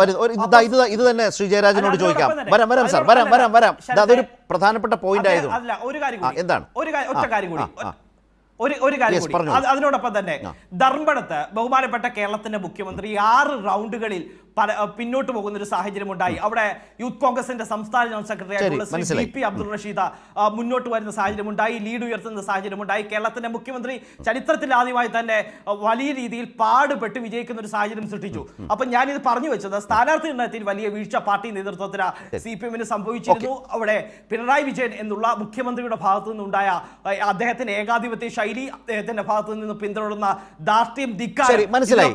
ഇവിടെ ശ്രീ ജയരാജൻ ഈ റിസൾട്ടിന്റെ കൂടി പശ്ചാത്തലത്തിൽ കോൺഗ്രസിന്റെ ഭാഗത്ത് നിന്ന് ഉയരുന്ന, പ്രതിപക്ഷത്തിന്റെ ഭാഗത്ത് നിന്ന് തെരഞ്ഞെടുപ്പ് പ്രചാരണ കാലത്തടക്കം മാധ്യമങ്ങളടക്കം ഉയർത്തിയ ആ ഒരു ആക്ഷേപം അല്ലെങ്കിൽ ആ ഒരു വിവാദം അത് UDF-ന് സഹായകരമായി. അങ്ങനെയാണ് UDF-ന് സ്ഥാനാർത്ഥികൾ പോലും അവിടെ ഉണ്ടായത്. കുഞ്ഞികൃഷ്ണനാവട്ടെ, ടി കെ ഗോവിന്ദനാകട്ടെ. അപ്പോൾ സ്ഥാനാർത്ഥി നിർണയത്തിൽ CPM-ൽ സംഭവിച്ച പിഴവും വീഴ്ചയുമാണ് എന്നാണ് അവർ സ്പെസിഫിക്കായി കോൺഗ്രസ് കാണുന്ന കണ്ണൂരിലെ അടക്കം ആ പരാജയത്തിൻ്റെ, പോരായ്മയുടെ, തിരിച്ചടിയുടെ കാരണമായി ഈ ചർച്ചയിലടക്കം അവതരിപ്പിക്കുന്നത് സ്പെസിഫിക്കായിട്ട് ആ വിഷയമാണ്. അതിൽ ഒരു മറുപടി താങ്കൾക്ക് പറയേണ്ടതായിട്ടുണ്ടോ? തീർച്ചയായിട്ടും പറയാം. അതായത് സ്ഥാനാർത്ഥി നിർണയത്തിൽ CPM-നും ഇടതുപക്ഷത്തിനും പറ്റിയിട്ടുള്ള പോരായ്മയാണ് ഈ തെരഞ്ഞെടുപ്പ് പരാജയത്തിന് കാരണം എന്ന് വിലയിരുത്താനാവുമോ? അങ്ങനെ വരുമ്പോൾ നിങ്ങളുടെ കോൺഗ്രസിൻ്റെ പല സ്ഥാനാർത്ഥികൾ ജയിച്ചിട്ടുണ്ടല്ലോ, അവരൊക്കെ ആരോപണരഹിതരാണോ? എന്തെല്ലാം ആരോപണങ്ങൾ! നിങ്ങൾ വയനാട്ടിൽ ജയിച്ചിട്ടുള്ള MLA, നിയുക്ത MLA, ആ MLA-ക്കെതിരായിട്ട് ഗൗരവതരമായിട്ടുള്ള ആക്ഷേപം കോൺഗ്രസ് കുടുംബങ്ങളിൽ നിന്ന് വന്നല്ലോ. അതുപോലെ പല ആക്ഷേപങ്ങൾക്കും ഇരയായവർ കോൺഗ്രസിൻ്റെ സ്ഥാനാർത്ഥി പട്ടികയിലുണ്ട്. അവർ ജയിക്കുകയും ചെയ്തിട്ടുണ്ട്. യഥാർത്ഥത്തിൽ ഉള്ള വിഷയം സ്ഥാനാർത്ഥികളുടെ വ്യക്തിപരമായിട്ടുള്ള യോഗ്യതയും അയോഗ്യതയുമല്ല, രാഷ്ട്രീയമാണ്. അത് കേരളത്തിലുടനീളം ഈ തെരഞ്ഞെടുപ്പിൽ പ്രകടമായത് വലതുപക്ഷത്തിന് അനുകൂലമായിട്ടൊരു കുത്തൊഴുക്കുണ്ടായി. അതാണ് ഞാൻ പറഞ്ഞത്. വലതുപക്ഷ രാഷ്ട്രീയ ശക്തികൾക്ക് നല്ല മേധാവിത്വം കിട്ടത്തക്ക നിലയിലും ഇടതുപക്ഷത്തിൻ്റെ ചില വോട്ടുകൾ തന്നെ വലതുപക്ഷത്തേക്ക് ഒഴുകുന്ന സാഹചര്യവും ഉണ്ടായി. അവിടെയാണ് ഞാൻ രാഷ്ട്രീയമായിട്ടുള്ള കാരണം പറഞ്ഞത്. അതായത് കേരളത്തിൽ കഴിഞ്ഞ കുറച്ച് കാലമായിട്ട് ഈ വലതുപക്ഷവൽക്കരണം ശക്തിപ്പെട്ടു വരുന്നു. ആ വലതുപക്ഷവൽക്കരണത്തിൻ്റെ മേഖലയിൽ ഇടപെട്ട് അതിനെ തോൽപ്പിക്കാൻ വേണ്ടി ഇടതുപക്ഷത്തിന് വേണ്ടത്ര കഴിഞ്ഞിട്ടുണ്ടോ? ഇതാണ് പരിശോധിക്കേണ്ടത്. ഇവിടെ വളരെ പ്രധാനപ്പെട്ട കാര്യം, ഇവിടെ 10 വർഷക്കാലം ഭരിച്ചു. ആ 10 വർഷക്കാലത്തെ ഭരണ നേട്ടങ്ങളെപ്പറ്റി ഞങ്ങൾ ജനങ്ങളോട് പറഞ്ഞപ്പോൾ അതിൽ ഇന്ന നേട്ടം ശരിയല്ല എന്ന് പറഞ്ഞോ? അതിന് UDF-ന് വല്ലതും അങ്ങനെ സാധ്യമായിട്ടുണ്ടോ? ഇല്ല. പക്ഷേ ശ്രീ ജയരാജൻ പറഞ്ഞത് ഒരു ഡസനിലേറെ മന്ത്രിമാർ പരാജയപ്പെട്ടത് ഭരണവിരുദ്ധ വികാരത്തിന്റെ പ്രകടമായ ലക്ഷണമല്ലേ? അതിനുമപ്പുറം കോൺഗ്രസ് ഇപ്പോഴും വിശദീകരിക്കാൻ ശ്രമിക്കുന്നത് മുഖ്യമന്ത്രിക്കെതിരായ ഒരു വികാരമുണ്ട്, പിണറായി വിരുദ്ധത എന്നാണ് അവരതിനെ വിശേഷിപ്പിക്കുന്നത്. അത് ഈ തെരഞ്ഞെടുപ്പിൽ അവർക്ക് നേട്ടമായി എന്നാണ് പറയാൻ ശ്രമിച്ചത്, കേട്ടല്ലോ. അല്ല, അത് ശരത്തെ, അത് അദ്ദേഹത്തിൻ്റെ വ്യാഖ്യാനമാണ്. UDF-ന്റെ പിണറായി വിരുദ്ധ വികാരം എന്നത് അദ്ദേഹത്തിൻ്റെ വ്യാഖ്യാനമാണ്. യഥാർത്ഥത്തിൽ 10 വർഷം അധികാരത്തിന് വെളിയിൽ നിൽക്കേണ്ടി വന്ന വലതുപക്ഷ ശക്തികൾ അധികാരത്തിൽ തിരിച്ചു വരാൻ വേണ്ടിയുള്ള ആക്രാന്തം പല നിലക്കും അവർ പ്രകടിപ്പിച്ചിട്ടുണ്ട്. അതിൻ്റെ ഭാഗമായിട്ട് നേരത്തെ അവർ തയ്യാറായിരുന്നു. അതിന് വളരെ പ്രധാനപ്പെട്ട മറ്റൊരു മേഖല കൂടിയുണ്ട്. അത് കേരളത്തിലെ മാധ്യമങ്ങൾ നടത്തിയിട്ടുള്ള വലതുപക്ഷ പിന്തുണയാണ്. മാധ്യമങ്ങൾ വലിയ നിലക്ക് മനോരമ, മാതൃഭൂമി അടക്കമുള്ള അച്ചടിപത്രങ്ങളും ചില ദൃശ്യമാധ്യമങ്ങളും സംഘടിതമായിട്ട് വലതുപക്ഷത്തിൻ്റെ വിജയത്തിന് വേണ്ടി അല്ലെങ്കിൽ വലതുപക്ഷത്തെ അധികാരത്തിലേക്ക് തിരിച്ചു കൊണ്ടുവരാൻ വേണ്ടിയുള്ള വലിയ പരിശ്രമങ്ങൾ നടത്തിയിട്ടുണ്ട്. അത് കാലേക്കുട്ടി നടത്തിയിട്ടുള്ള അവരുടെ സംഘടനാപരമായിട്ടുള്ള ഒരുക്കത്തെ മറികടക്കത്തക്ക നിലയിൽ രാഷ്ട്രീയവും സംഘടനാപരവുമായിട്ട് ഇടതുപക്ഷത്തിന് ഒരുങ്ങാൻ കഴിഞ്ഞോ? അതിനെ മറികടക്കാനുള്ള പരിപാടികൾക്ക് വിജയം കുറിക്കാൻ കഴിഞ്ഞോ? തീർച്ചയായിട്ടും അതാണ് ഞങ്ങൾ പരിശോധിക്കുന്നത്. ഇപ്പോൾ മന്ത്രിമാർ ചിലർ പരാജയപ്പെട്ടു. ഇപ്പോൾ റിയാസ് ജയിച്ചല്ലോ, മുഖ്യമന്ത്രി റിയാസ് ജയിച്ചല്ലോ. കോഴിക്കോട് ജില്ലയിൽ ഏക സീറ്റാണ് റിയാസ് ജയിച്ച ബേപ്പൂർ സീറ്റ്. അപ്പോൾ അദ്ദേഹം മന്ത്രിയായിരുന്നല്ലോ. അപ്പോൾ ഭരണവിരുദ്ധ വികാരമുണ്ടെങ്കിൽ ആ മന്ത്രി നോക്കണ്ടേ? അപ്പോൾ ചില മന്ത്രിമാർ തോറ്റു. നേരത്തെ ഞാൻ ആദ്യം ചർച്ചയിൽ തുടങ്ങി വെച്ചത് 13 മന്ത്രിമാർ തോറ്റു. ആ 13 മന്ത്രിമാർ തോറ്റത് ഭരണവിരുദ്ധ വികാരത്തിൻ്റെ ഭാഗമാണെങ്കിൽ റിയാസിന് അത് ബാധകമല്ലേ? അതുപോലെ തന്നെ നമ്മുടെ സജി ചെറിയാൻ അത് ബാധകമല്ലേ? അപ്പോൾ യഥാർത്ഥത്തിൽ രാഷ്ട്രീയമായിട്ടുള്ള ചേരിതിരിവിൽ വലതുപക്ഷത്തിന് കേരള രാഷ്ട്രീയത്തിൽ ഇപ്പോഴും നല്ല ആധിപത്യമുണ്ട്. അത് 10 വർഷം അധികാരത്തിന് വെളിയിൽ നിൽക്കേണ്ടി വന്ന വലതുപക്ഷ ശക്തികൾ എല്ലാ നിലക്കും പ്രോത്സാഹിപ്പിച്ചുകൊണ്ട് UDFനെ അധികാരത്തിലേറ്റാൻ വേണ്ടി പരിശ്രമിച്ചു. അത് മുൻകൂട്ടി കണ്ടുകൊണ്ട് രാഷ്ട്രീയമായും സംഘടനാപരമായിട്ടും അതിനെ പ്രതിരോധിക്കാൻ കഴിഞ്ഞില്ല എന്ന കാര്യമാണ് ഇടതുപക്ഷത്തിൻ്റെ ദൗർബല്യമായിട്ട് ഞാനിവിടെ ചൂണ്ടിക്കാണിച്ചത്. മറ്റ് വിശദാംശങ്ങൾ പരിശോധിക്കേണ്ടതാണ്. ഇപ്പോൾ സ്ഥാനാർത്ഥികളുടെ യോഗ്യതയും അയോഗ്യതയും പറയുന്ന കൂട്ടത്തിൽ കൊലക്കേസ് പ്രതികളെക്കുറിച്ച് പറഞ്ഞല്ലോ ശരത്തെ. 2016 തെരഞ്ഞെടുപ്പിൽ സഖാവ് പിണറായി വിജയൻ ധർമ്മടം മണ്ഡലത്തിൽ മത്സരിച്ചപ്പോൾ ആരായിരുന്നു കോൺഗ്രസിൻ്റെ സ്ഥാനാർത്ഥി? KPCC member Shri മമ്പർ Divakaran. ആരാണ് അദ്ദേഹം? കൊലക്കേസിൽ പ്രതിയായിട്ടല്ല അദ്ദേഹം മത്സരിച്ചത്. കൊലക്കേസിൽ ശിക്ഷിക്കപ്പെട്ട് ഒരു അടിയന്തരാവസ്ഥ കാലത്ത് ഒരു ബീഡിത്തൊഴിലാളിയെ ബോംബെറിഞ്ഞു കൊന്ന കേസിൽ, പന്തക്കപ്പാറ ദിനേശ് പീഡി കമ്പനിക്ക് നേരെ ബോംബെറിഞ്ഞു കൊന്ന കേസിൽ ശിക്ഷിക്കപ്പെട്ട് ജയിലിൽ നിന്ന് പുറത്തിറങ്ങിയിട്ടുള്ള KPCC മെമ്പറെ സ്ഥാനാർത്ഥിയാക്കിയിട്ട് അദ്ദേഹവും ജയിച്ചില്ല. അത് രാഷ്ട്രീയമായിട്ടുള്ള കാരണത്തല്ല. അതല്ലാതെ ഒരു പ്രതിയെ, ശിക്ഷിക്കപ്പെട്ട പ്രതിയെ സ്ഥാനാർത്ഥിയാക്കിയതുകൊണ്ട് തോറ്റു എന്നല്ലല്ലോ അന്ന് കോൺഗ്രസ് വിലയിരുത്തിയത്. രാഷ്ട്രീയമായിട്ട് ഇടതുപക്ഷ ജനാധിപത്യ മുന്നണിക്ക് ആ തെരഞ്ഞെടുപ്പിൽ അനുകൂലമായിട്ട് രാഷ്ട്രീയ സാഹചര്യം ഉണ്ടായി. അതിൻ്റെ അടിസ്ഥാനത്തിൽ 99 സീറ്റുകളോടുകൂടി അന്ന് അധികാരത്തിൽ വന്നു. ഇപ്പോൾ UDFന് നല്ല ഭൂരിപക്ഷത്തോടുകൂടി തിരിച്ച് അധികാരത്തിൽ വരാൻ കഴിഞ്ഞിരിക്കുന്നു. അതിൻ്റെ പിന്നിൽ വലതുപക്ഷത്തിന് കേരളത്തിലുള്ള രാഷ്ട്രീയ മേധാവിത്വമാണ്. ഇടതുപക്ഷം സ്വയം പരിശോധിക്കേണ്ട ചില കാര്യങ്ങളുമുണ്ട്. അത് ഞങ്ങൾ പരിശോധിക്കും എന്നാണ് നേരത്തെ പറഞ്ഞത്. ഇവിടെ തൗഫീഖ്, ഒരു പ്രധാനപ്പെട്ട വ്യത്യാസം എന്താണെന്ന് വെച്ചാൽ ജയവും പരാജയവും പാർട്ടികൾക്കും മുന്നണികൾക്കും ഉണ്ടാകാം. പക്ഷേ പരാജയപ്പെടുമ്പോൾ പരാജയ കാരണങ്ങൾ വളരെ സൂക്ഷ്മമായി പരിശോധിക്കുക, അതിൻ്റെ കാരണങ്ങൾ കണ്ടെത്തുക, ആ തെറ്റ് തിരുത്തുക എന്ന് പറയുന്ന ഒരു ഉത്തരവാദിത്വമുണ്ട്. ഇവിടെ കോൺഗ്രസും CPIM അല്ലെങ്കിൽ കമ്മ്യൂണിസ്റ്റ് പാർട്ടികളും തമ്മിലുള്ള ഒരു വ്യത്യാസം എന്താണെന്ന് വെച്ചാൽ അവരിതേക്കുറിച്ച് സൂക്ഷ്മമായി പഠിക്കുകയും ചർച്ച ചെയ്യുകയും വേണ്ട തിരുത്തലുകൾ വരുത്തുകയും അത് വിശദീകരിക്കുകയും ചെയ്യും. കെ മുരളീധരനൊക്കെ പലപ്പോഴും പറഞ്ഞിട്ടുള്ളത് ഇത്തരം പരാജയ കാരണങ്ങളൊക്കെ പരിശോധിക്കാൻ വേണ്ടി ചുമതലപ്പെടുത്തിയിട്ടുള്ള കമ്മീഷൻ റിപ്പോർട്ടുകളൊക്കെ KPCC ഓഫീസിൽ അലമാരയിൽ ഇരുന്ന് പൊടി പിടിക്കുന്നതല്ലാതെ ചർച്ച ചെയ്യുന്ന പരിപാടിയേ ഇല്ല, തീരുമാനങ്ങളെടുക്കുന്ന ശീലവും കോൺഗ്രസില്ല. ഈ ഒരു വ്യത്യാസം ഇതിനകത്തുണ്ട്. ഏതായാലും ഈ പരാജയത്തിൽ നിന്ന് അത് ചെയ്യും എന്നാണ് ഈ ചർച്ചയിലുടനീളം ഈ ഘട്ടത്തിൽ പറയാവുന്ന ഒരു നിലയിൽ നിന്നുകൊണ്ട് ശ്രീ ജയരാജൻ അതേക്കുറിച്ച് സൂചിപ്പിച്ചത്. താങ്കൾ പറഞ്ഞ വിമർശനങ്ങൾക്കുള്ള മറുപടിയും അദ്ദേഹത്തിൻ്റെ വിശദീകരണവും അതിലുണ്ട്. നോക്കൂ, ഇത് പറയുമ്പോൾ നിങ്ങൾ കണ്ണൂരിലെ ഈ വിജയങ്ങളെക്കുറിച്ച് വാചാലരാകുമ്പോൾ വലിയ തോതിൽ വിസ്മയമാകും എന്ന് കരുതി നിങ്ങൾ അവതരിപ്പിച്ച മറ്റൊരു സെറ്റ് ആളുകൾക്കും പരാജയം സംഭവിച്ചില്ലേ? ഒറ്റപ്പാലത്ത് ശശിയുടെ തോൽവി, വലിയ തോൽവി ശശിക്ക് സംഭവിച്ചില്ലേ നിങ്ങളുടെ കണ്ടെത്തൽ? അതുപോലെ തന്നെ മലമ്പുഴയിൽ സുരേഷിൻ്റെ തോൽവി, കൊട്ടാരക്കരയിൽ ഐഷ പോറ്റിയുടെ തോൽവി, അങ്ങനെയും ചിലത് സംഭവിക്കുന്നുണ്ട്. ആ തീരുമാനങ്ങൾ തെറ്റായ തീരുമാനങ്ങളായിരുന്നു എന്ന് കോൺഗ്രസ് കാണുന്നുണ്ടോ? അല്ല, കോൺഗ്രസ് വളരെ കൃത്യമായി സ്ഥാനാർത്ഥി നിർണ്ണയം നടത്തിയതുകൊണ്ടാണ് ശരത്തെ 140-ൽ 102 സീറ്റും വാങ്ങി രാജ്ഭവനിൽ, ഇപ്പോഴത്തെ ലോക്ഭവനിൽ സത്യപ്രതിജ്ഞ ചെയ്യാനായി കോൺഗ്രസിന്റെ മുഖ്യമന്ത്രി പോകുന്നത്. ഇവിടെ ബഹുമാനപ്പെട്ട ഞാൻ അതിലേക്ക് വരികയാണ്. അങ്ങ് ചോദിച്ച ഈ ഒറ്റപ്പാലത്തെയും ഒപ്പം തന്നെ ഈ മലമ്പുഴയിലെയും കൊട്ടാരക്കരയിലും ഒക്കെ സ്ഥാനാർത്ഥിത്വം തെറ്റായി എന്ന് ഞങ്ങൾക്ക് തോന്നുന്നില്ല. അതിനപ്പുറത്തേക്കാ അങ്ങ് ഇവിടെ ബഹുമാനപ്പെട്ട ശ്രീ ജയരാജൻ സൂചിപ്പിച്ച അദ്ദേഹം ഈ സ്ഥാനാർത്ഥി നിർണ്ണയവുമായി ബന്ധപ്പെട്ട അടക്കമുള്ള പ്രശ്നങ്ങളല്ല, ഇവിടെ ബഹുമാനപ്പെട്ട മുഖ്യമന്ത്രിക്കെതിരെയുള്ള വികാരങ്ങളല്ല എന്ന് പറഞ്ഞു വെക്കുമ്പോൾ 2 പേരുടെ പ്രതികരണങ്ങൾ ഈ ഘട്ടത്തിൽ ഞാൻ വായിക്കാനായി ആഗ്രഹിക്കുകയാണ്. ആദ്യത്തെ പ്രതികരണം ബഹുമാനപ്പെട്ട CPMന്റെ മുൻ സംസ്ഥാന സെക്രട്ടറി ആയിട്ടുള്ള ശ്രീ കോടിയേരി ബാലകൃഷ്ണന്റെ മകൻ ശ്രീ ബിനീഷ് കോടിയേരിയുടെ ഒരു ഫേസ്ബുക്ക് പോസ്റ്റ്. അത് ശരത്ത് ബഹുമാനപ്പെട്ട ശ്രീ ജയരാജനും ശ്രദ്ധിച്ചിട്ടുണ്ടാകുമെന്നുള്ളതാണ് വിശ്വാസം. അദ്ദേഹം തുടങ്ങുന്നത് ഇങ്ങനെയാണ്: പാർട്ടിക്ക് പിണറായിയെ പോലുള്ള മുഖ്യമന്ത്രിയെ കിട്ടിയേക്കാം, പക്ഷേ കോടിയേരിയെ പോലുള്ള പാർട്ടി സെക്രട്ടറിയെ കിട്ടില്ല, ചില നഷ്ടങ്ങൾ നികത്താനാവില്ല എന്നൊക്കെ രാവിലെ മുതൽ പല സഖാക്കളും പോസ്റ്റിടുന്നുണ്ട് എന്ന് പറഞ്ഞു വെച്ചിട്ട് അദ്ദേഹം പറയുന്ന ഏറ്റവും പ്രധാനപ്പെട്ട ഒരു ഫേസ്ബുക്ക് പോസ്റ്റിലെ ഏറ്റവും വിമർശനാത്മകമായ വരികൾ എന്നുള്ളത് പാർട്ടിക്കെതിരെയുള്ള ജനവിധി അല്ല, മറിച്ച് വ്യക്തി കേന്ദ്രീകൃതമായ നിലപാടുകൾക്കെതിരെയുള്ളതാണ്. പരമ്പരാഗതമായി പാർട്ടിക്കൊപ്പം നിന്ന മണ്ഡലങ്ങളിൽ പോലും വോട്ടുകൾ ലഭിക്കാത്തത് വ്യക്തി കേന്ദ്രീകൃതമായ തെറ്റുകൾ തിരുത്തണം എന്ന മനോഭാവത്തോടെയാണ് പാർട്ടികൾ വോട്ട് ചെയ്തത്, പാർട്ടി അനുഭാവികൾ വോട്ട് ചെയ്തത്. അതുകൊണ്ടാണ് ശ്രീ ബിനീഷ് കോടിയേരിയുടെ പ്രതികരണം. അതിനപ്പുറത്തേക്ക് ബഹുമാനപ്പെട്ട ശ്രീ ജയരാജൻ, അദ്ദേഹത്തിൻ്റെ സഹപ്രവർത്തകരായിട്ടുള്ള ശ്രീ EP ജയരാജൻ്റെ മകൻ ശ്രീ EP ബിജോയ് കുമാറിൻ്റെ ഒരു ഫേസ്ബുക്ക് പോസ്റ്റ് കൂടി ശ്രദ്ധേയമായിരുന്നു. അദ്ദേഹം എഴുതിയതാ: എല്ലാം നല്ലതിനാ, ഞാനും എൻ്റെ ഭാര്യയും തട്ടാനും മാത്രം മതി, ജനങ്ങൾ തലവിധി കുറിച്ചു എന്നുള്ളതാണ്.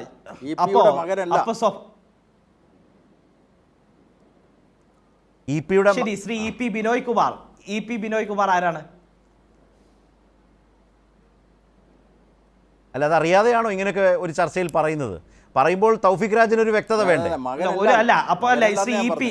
അതെ, മകനാണെന്ന് പറയുമ്പോൾ മകനല്ല എന്ന് പറയുമ്പോൾ നമ്മളൊരു ചർച്ചയിൽ തൗഫീഖ് നമ്മളൊരു വിഷയം ആധികാരികമായി അവതരിപ്പിക്കുമ്പോൾ അത് താങ്കളല്ലേ അറിഞ്ഞിരിക്കേണ്ട, അല്ലാതെ പി ജയരാജനോട് ചോദിക്കുകയാണോ അപ്പോൾ പിന്നെ ഇയാൾ ആരാണെന്ന്? അതാണ് അതിന്റെ രീതി. ശരത്തെ അല്ല പി ജയരാജനോട് ചോദിക്കുകയോ പി ജയരാജനോട് പറയുന്നതല്ല. ഈ ശ്രീ പിയുടെ മകൻ ഈ പറയുന്ന പറഞ്ഞ ബിജോയ് കുമാർ അദ്ദേഹത്തിന്റെ ഭാഗത്തു നിന്നുണ്ടായ പ്രതികരണം അല്ലാന്ന് പറഞ്ഞത് ഞാൻ കേട്ടത് ശ്രീ ജയരാജൻ പറഞ്ഞത്, ശ്രീ പി ജയരാജൻ പറഞ്ഞത് ഈ പറയുന്ന ശരത് ഈ ചെറിയ ലൂപ്പോൾസിൽ അല്ല ശരത്ത് ഈ ചെറിയ ലൂപ്പോൾസിൽ കയറി പിടിക്കാതെ താങ്കൾ അതെങ്ങനെയാ? അല്ല, അതൊരു വ്യക്തിപരമായ പ്രശ്നമാണ്. അത് ശ്രീ പിയുടെ ഒരു കേരളത്തിലെ ഒരു നേതാവിന്റെ മകനാണെന്ന് കോട്ട് ചെയ്ത് താങ്കൾ അദ്ദേഹത്തിന്റെ പാർട്ടിക്കെതിരെ പറയുമ്പോൾ ആ പാർട്ടിയിൽ അദ്ദേഹത്തിന്റെ സഹപ്രവർത്തകനായ പി ജയരാജൻ പറയുന്നത് പിയുടെ മകനല്ല. അത് പിന്നീട് അത് ക്ലാരിഫൈ ചെയ്ത് പോകേണ്ട ഉത്തരവാദിത്വം താങ്കൾക്കുണ്ട്, അല്ലെങ്കിൽ പിൻവലിക്കണം. എന്താ അസ്വസ്ഥത? നിങ്ങളുടെ ഒരു തെറ്റ് ചൂണ്ടിക്കാട്ടിയതേ ഉള്ളൂ സുഹൃത്തെ. ശരി, തെറ്റ് ചൂണ്ടിക്കാട്ടിയല്ലോ, അങ്ങ് തെറ്റ് ചൂണ്ടിക്കാട്ടി, ഞാൻ അത് സമ്മതിക്കുന്നു. അങ്ങനെ എന്റെ ഭാഗത്തു നിന്ന് തെറ്റുണ്ടായെങ്കിൽ ഞാനത് തിരുത്താൻ തയ്യാറാണ്. അതപ്പുറം തന്നെ ശ്രീ പി ബിജോയ് കുമാർ കണ്ണൂർ എന്ന് പറയുന്ന ആളുണ്ട്. അദ്ദേഹത്തിന്റെ ഭാഗത്തു നിന്നുണ്ടായ പ്രതികരണം എന്താണ്? എല്ലാം നല്ലതിന് ഞാനും എൻ്റെ ഭാര്യയും തട്ടാനും മതിയെന്ന് ചിന്തിച്ചപ്പോൾ ജനങ്ങൾ തലവിധി കുറിച്ചു എന്നുള്ളതാണ്. അപ്പോൾ സ്വാഭാവികമായിട്ടും ഇതിന്റെ പ്രതികരണത്തിൽ നിന്ന് എന്താണ് വ്യക്തമാകുന്നത്? ശ്രീ ബിനീഷ് കോടിയേരിയുടെ പ്രതികരണത്തിൽ നിന്നും അടക്കം എന്താണ് നമ്മൾ വായിച്ചെടുക്കേണ്ടത്? ശ്രീ പിണറായി വിജയനെ പോലുള്ള കേരളത്തിലെ മുഖ്യമന്ത്രിയുടെ ഭാഗത്തു നിന്ന് വലിയ രീതിയിൽ ധാർഷ്ട്യവും ധിക്കാരവും നിറഞ്ഞിട്ടുള്ള സമീപനങ്ങളുമായി മുന്നോട്ട് പോയതിന്റെ ആഫ്റ്റർ എഫക്റ്റ് ആണ്, വലിയ പ്രതിഫലനമാണ് ഇവിടെ സംഭവിച്ചത് എന്നുള്ള കാര്യത്തിൽ ഒരു തർക്കം. ശ്രീ പി ജയരാജൻ 2 കേസുകൾ ചൂണ്ടിക്കാട്ടിയാണ് തൗഫീഖ് രാജൻ ഇപ്പോൾ പറഞ്ഞത്. 2 കേസുകൾ സ്പെസിഫിക് ആയി ചൂണ്ടിക്കാട്ടിയിരിക്കും. താങ്കൾ അത് നോട്ട് ചെയ്യുന്നത് കണ്ടു. എന്താണ് മറുപടി? അതായത് ഇപ്പോൾ ഈ സോഷ്യൽ മീഡിയയിൽ തെരഞ്ഞെടുപ്പ് പരാജയത്തിൻ്റെ പശ്ചാത്തലത്തിൽ പലരും പലതും പ്രകടിപ്പിക്കും. ആ പ്രകടനത്തിനോടെല്ലാം മറുപടി പറയണമെന്ന് ഞാൻ ഉദ്ദേശിക്കുന്നില്ല. പക്ഷെ പൊതുവിൽ പറയേണ്ട ഒരു കാര്യം, താങ്കൾ ചൂണ്ടിക്കാണിച്ച പോസ്റ്റ് ഉണ്ടല്ലോ, പി ജയരാജൻ്റെ മകൻ്റെ പേര് ഞാൻ പറഞ്ഞുതരാം. ഒരാൾ ജെയ്സൺ, മറ്റൊന്ന് രാജു, കേട്ടോ. അതുകൊണ്ട് താങ്കൾ ആ തെറ്റ് തിരുത്തുന്നതാണ് നല്ലത്, അല്ല ഒരു മാന്യത. അപ്പോൾ പി ജയരാജൻ്റെ മകൻ അങ്ങനെ പോസ്റ്റ് ചെയ്തിട്ടില്ല എന്ന് ഈ പേര് പറഞ്ഞുകൊണ്ട് ഞാൻ വ്യക്തമാക്കുകയാണ്. പിന്നെ തീർച്ചയായിട്ടും അത് അംഗീകരിക്കുക. രണ്ടാമത് ആദ്യം പറഞ്ഞിട്ടൊരു പോസ്റ്റ് ഉണ്ടല്ലോ, ആ പോസ്റ്റിൽ പറഞ്ഞ കാര്യം അതൊന്നും വസ്തുതാപരമായിട്ട് ശരിയല്ല എന്നാണ് ഞാൻ ചൂണ്ടിക്കാണിക്കുന്നത്.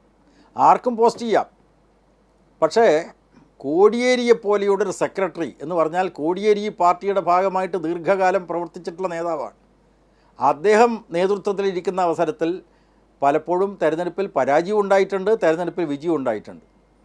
അപ്പോൾ അതുകൊണ്ട് തെരഞ്ഞെടുപ്പ് പരാജയവും വിജയവും ഒക്കെ ഒരു പാർട്ടി പദവിയിലിരിക്കുന്ന ഒരാളുടെ കഴിവുകേടുമാണ് എന്ന നിലയ്ക്ക് വ്യാഖ്യാനിക്കുന്നത് എന്നെപ്പോലെയുള്ള ഒരു പാർട്ടി പ്രവർത്തകൻ അംഗീകരിക്കാൻ കഴിയുന്ന കാര്യമല്ല. അപ്പോൾ അതുകൊണ്ട് കേരളത്തിൽ നേതൃത്വത്തെ സംബന്ധിച്ച് കോൺഗ്രസിൻ്റെ നേതൃത്വ പദവിയിലിരിക്കുന്നവർ നടത്തുന്ന തമ്മിലടിയെ സംബന്ധിച്ച് ഞാൻ പറയേണ്ട ആവശ്യമില്ലല്ലോ. അപ്പോൾ അതുകൊണ്ട് കോടിയേരി ആയാലും എക്സ് ഓർ വൈ ഏത് നേതാവായി കഴിഞ്ഞാലും ആ നേതാവിൻ്റെ കീഴിൽ നടന്നിട്ടുള്ള തെരഞ്ഞെടുപ്പുകളിൽ പരാജയം ഉണ്ടായിട്ടുണ്ട്, വിജയം ഉണ്ടായിട്ടുണ്ട്. അപ്പോൾ അതുകൊണ്ട് ആരെങ്കിലും സോഷ്യൽ മീഡിയയിൽ പ്രചരിപ്പിക്കുന്നത് സംബന്ധിച്ച് നിങ്ങൾ മറുപടി പറയണമെന്ന് പറഞ്ഞാൽ എനിക്കതിന് ബാധ്യതയില്ല. ആ പോസ്റ്റ് ചെയ്ത ആളാണ് അതിന് മറുപടി പറയേണ്ടത്.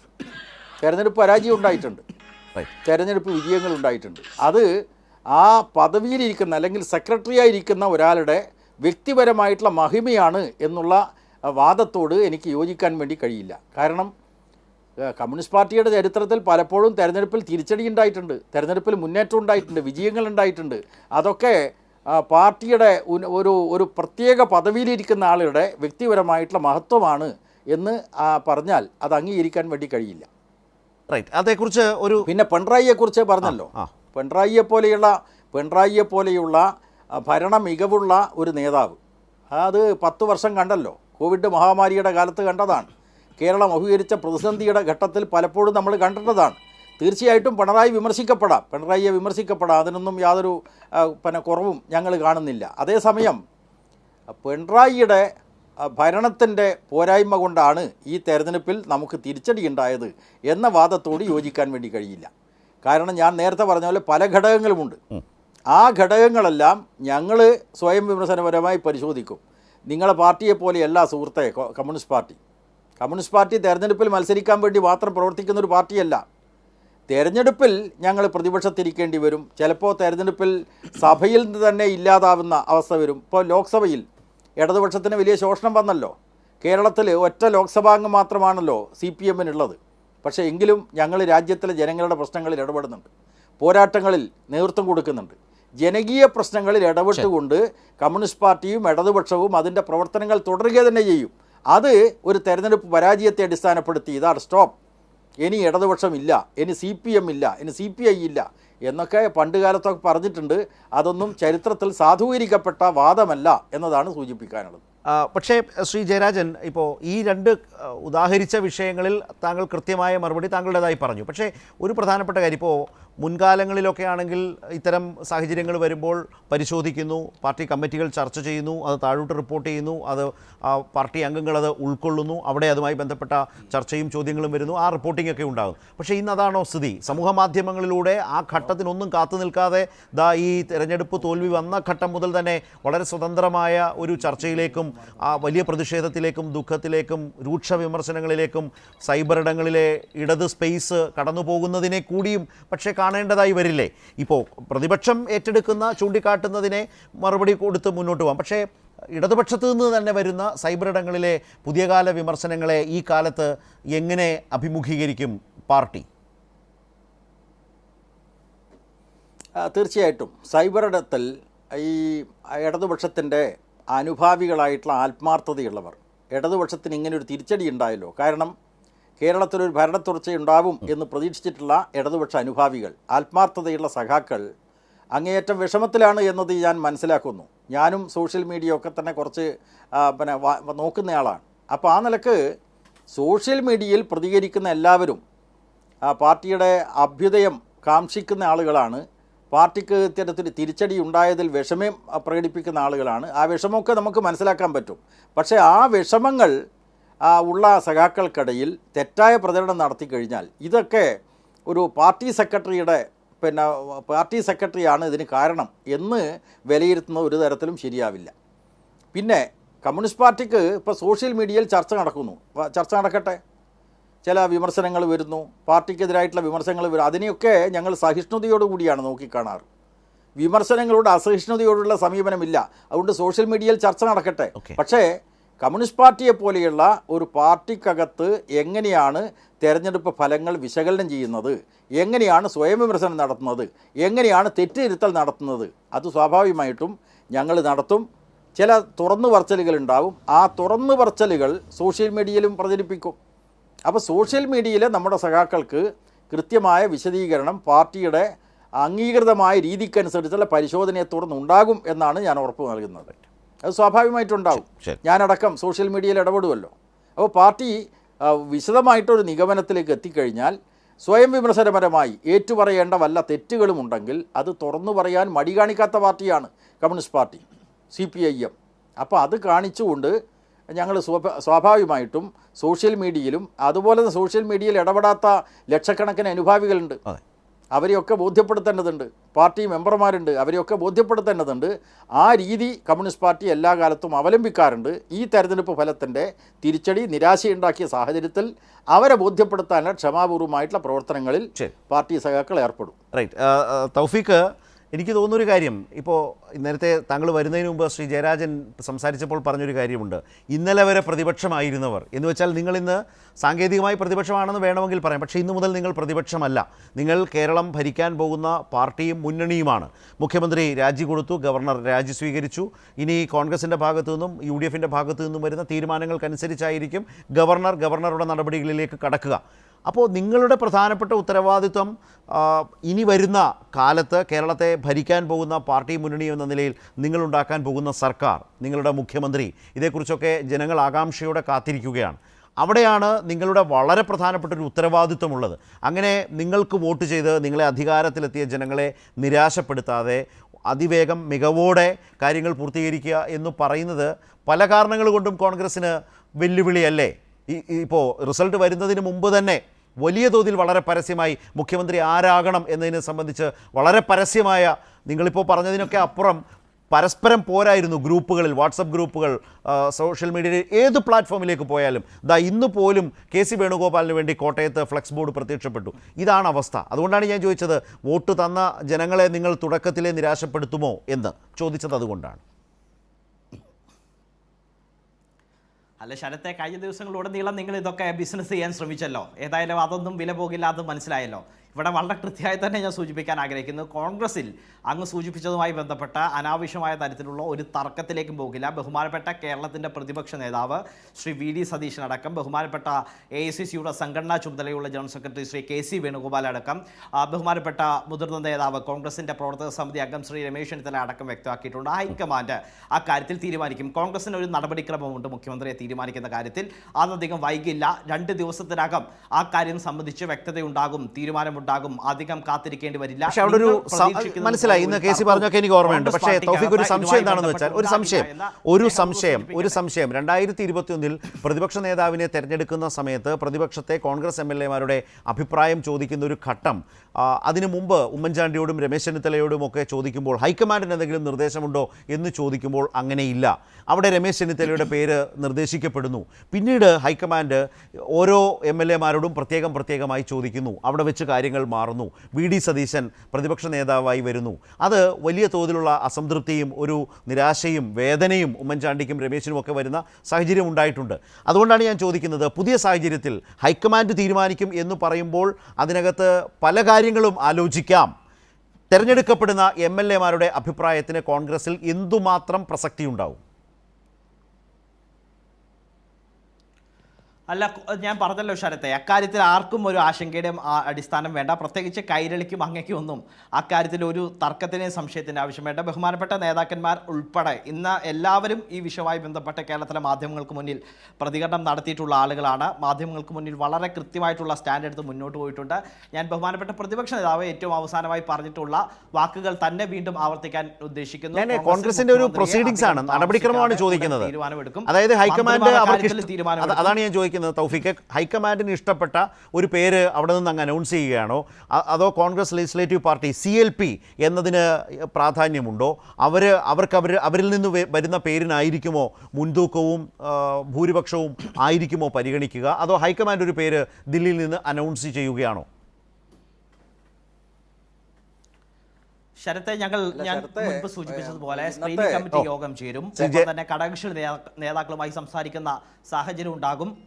ഒപ്പം തന്നെ ഞങ്ങളുടെ MLA-മാർ 102 MLA-മാരുണ്ട്. അത് ഘടകകക്ഷികളുടെ ഉൾപ്പെടെ 102 MLA-മാരുണ്ട്. MLA-മാരുമായി അടക്കം സംസാരിക്കുന്ന സാഹചര്യം ഉണ്ടാകും.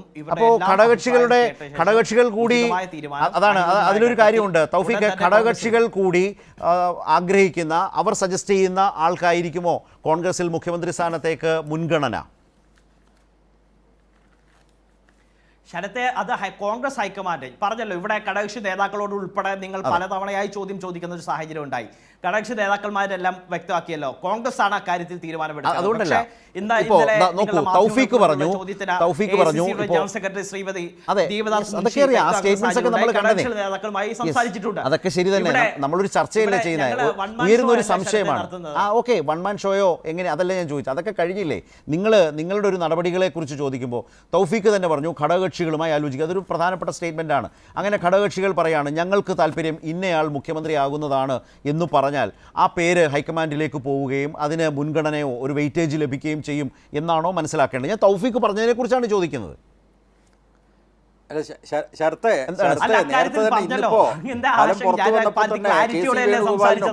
അതുപോലെ തന്നെ സതീശനും അതുപോലെ ചെന്നിത്തലക്കും വേണ്ടി വ്യത്യസ്തമായിട്ടുള്ള മുദ്രാവാക്യങ്ങൾ ഉയരുകയുണ്ടായി. അവിടെ തന്നെ പരസ്യമായിട്ട് മുദ്രാവാക്യങ്ങൾ വിളി 3 നേതാക്കന്മാർക്കും വേണ്ടി വിശ്വസിക്കുന്നു. മുദ്രാവാക്യവും സെപ്പറേറ്റ് ഉണ്ടായിരുന്നു എന്നാണ് പറഞ്ഞത്.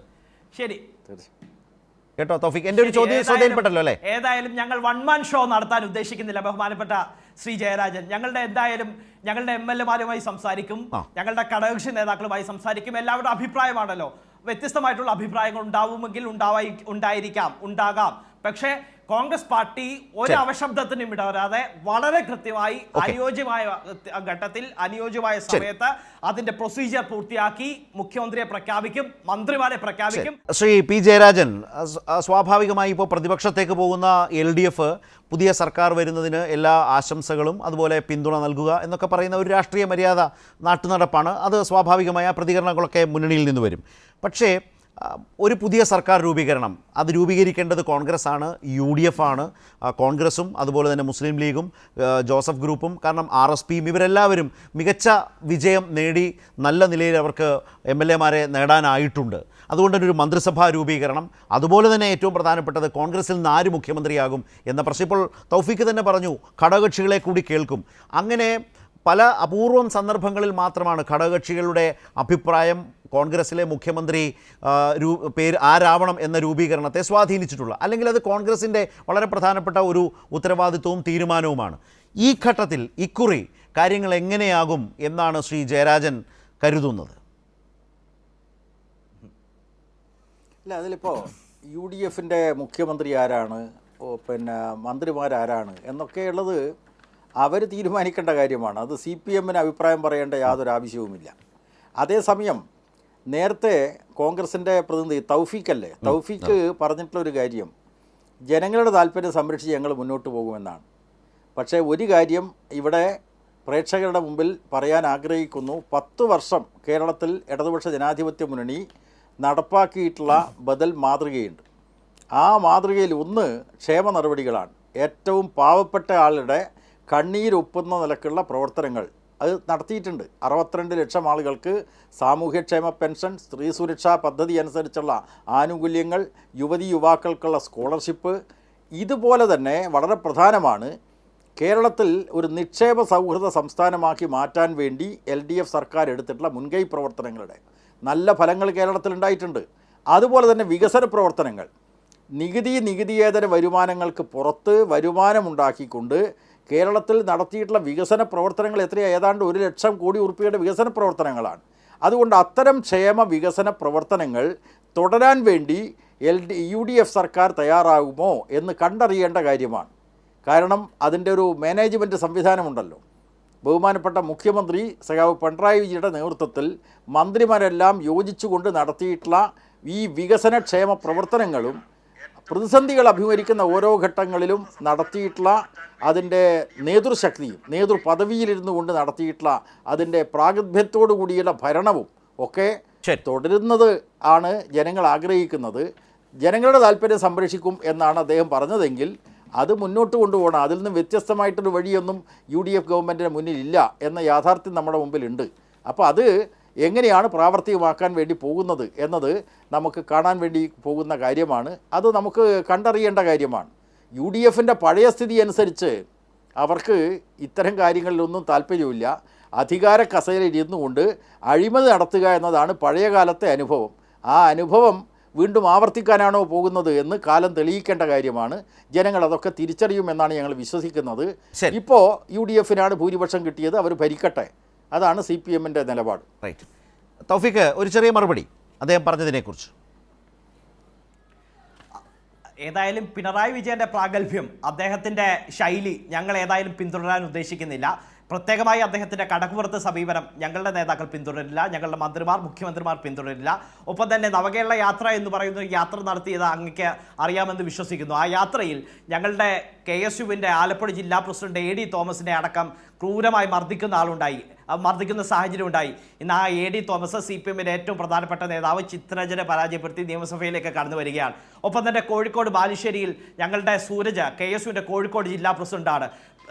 വളരെ കൃത്യമായി പിണറായി വിജയൻ്റെ പോലീസിൻ്റെ ഭാഗത്തു നിന്ന് പല തവണയായി സമരം ചെയ്ത് ക്രൂരമായ പോലീസ് മർദ്ദനം ഏറ്റുവാങ്ങേണ്ടി വന്നിട്ടുള്ള വ്യക്തിയാണ്. ആ സൂരജ് കൂടി നിയമസഭയിലേക്ക് എത്താൻ പോകുന്നത്. അതുകൊണ്ട് ഇത്തരത്തിലുള്ള രക്ഷാപ്രവർത്തന മോഡലുകൾ ഞങ്ങൾ ഏതായാലും പിന്തുടരില്ല. ജനങ്ങൾക്ക് സമീപിക്കാൻ കഴിയുന്ന തരത്തിൽ ഇവിടെ ഇന്ദിരാ ഗ്യാരണ്ടികൾ അടക്കം കോൺഗ്രസ് പ്രഖ്യാപിച്ചിട്ടുണ്ട്. അപ്പോൾ ഇതെല്ലാം ചേർത്ത് വെച്ചുകൊണ്ട് ദാർഢ്യത്തിൻ്റെ ധിക്കാരത്തിൻ്റെ രൂപമല്ലാത്ത ഒരു മന്ത്രിസഭയും ഒപ്പം തന്നെ ജനക്ഷേമ പ്രവർത്തനങ്ങളുമായി മുന്നോട്ട് പോകുന്ന, പ്രത്യേകിച്ച് ഇന്ദിരാ ഗ്യാരണ്ടികൾ ഞങ്ങൾ പറഞ്ഞിട്ടുള്ള ബഹുമാനപ്പെട്ട ശ്രീ രാഹുൽ ഗാന്ധി മുന്നോട്ട് വെച്ചിട്ടുള്ള 5 ഗ്യാരണ്ടികളുണ്ട്. ആ ഗ്യാരണ്ടികൾ അടക്കം നടപ്പാക്കി മുന്നോട്ട് പോകാനുള്ള പ്രവർത്തനങ്ങൾക്കായിരിക്കും ഊന്നൽ കൊടുക്കുക. മറ്റ് അവശബ്ദങ്ങൾ ഈ മന്ത്രിസഭയിൽ ഉണ്ടാകില്ല, മന്ത്രിസഭാ രൂപീകരണവുമായി ബന്ധപ്പെട്ടും ഉണ്ടാകില്ല. ആ കാര്യം തീർച്ച. ശരി, ഇപ്പോൾ തൗഫീഖ് തന്ന ചില ഉറപ്പുകളുണ്ടല്ലോ ശ്രീ ജയരാജൻ. കാലം തെളിയിക്കട്ടെ. ശരി, തീർച്ചയായിട്ടും കാലം തെളിയിക്കേണ്ട കാര്യം. ഇവിടെ ശ്രീ ഇ.പി. വിജയകുമാറിന് ഒരു കമന്റ് ഉണ്ട്. ഈ അഭിപ്രായ സ്വാതന്ത്ര്യം കിട്ടിയ ശേഷം പ്രതികരിക്കാം. അങ്ങ് അതുകൂടി കാണണം. അങ്ങയോടൊപ്പം നിൽക്കുന്ന ചിത്രങ്ങളടക്കം ശ്രീ ഇ.പി. വിജയകുമാർ പോസ്റ്റ് ചെയ്തിട്ടുണ്ടല്ലോ. നിങ്ങളുടെ പാർട്ടി അനുഭാവിയെങ്കിലും ആണല്ലോ. കാലം തെളിയിക്കട്ടെ. അദ്ദേഹത്തിന്റെ പോസ്റ്റ് അടക്കമുണ്ട്. അപ്പൊ കാലം തെളിയിക്കും സാർ. ഇ.പി. ജയരാജന്റെ മകനില്ലാന്ന് മാത്രമാണ് പറഞ്ഞത്. അദ്ദേഹം ലക്ഷക്കണക്കിന് പാർട്ടി അനുഭാവികളുണ്ടല്ലോ. ശരി, അതായത് ശ്രീ ജയരാജൻ ഒറ്റ കാര്യം കൂടി, അനുഭാവികൾക്ക് അഭിപ്രായ സ്വാതന്ത്ര്യമുണ്ട്. അതെ, കാലം തെളിയിക്കട്ടെ എന്ന് പറഞ്ഞാൽ ജനം അതിവേഗം ഒരു താരതമ്യത്തിലേക്ക് നീങ്ങുമെന്നാണോ പറഞ്ഞത്? ഭരണപരമായ താരതമ്യം, LDF സർക്കാർ, പിണറായി സർക്കാർ, വരാൻ പോകുന്ന കോൺഗ്രസ് സർക്കാർ.